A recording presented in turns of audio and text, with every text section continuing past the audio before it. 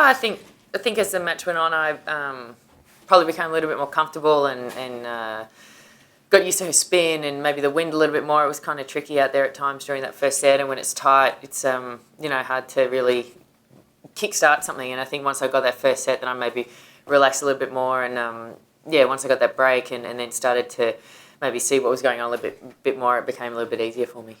Yeah, I think that was something that really picked up as the match went on. Aside from that first service game, I felt like I served really well, and as that first set went on, and then throughout that second set, I really held pretty comfortably throughout. So I think as I was doing that, and then able to put a bit more pressure on her service games, and that's kind of how the match unfolded, and that's how I was able to get that run on of games in that second set.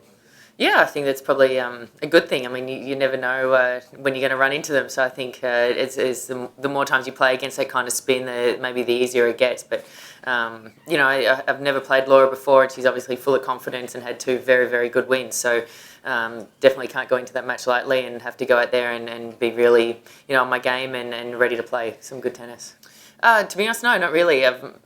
She hasn't necessarily played too many tournaments that I've been at where I've watched. So, it's a new opponent and have to do some homework and talk to my coach a little bit about that. But, again, I've got to focus on my game, and maybe there's a few things that you can pick up, but at the end of the day, I've got to do what I do well.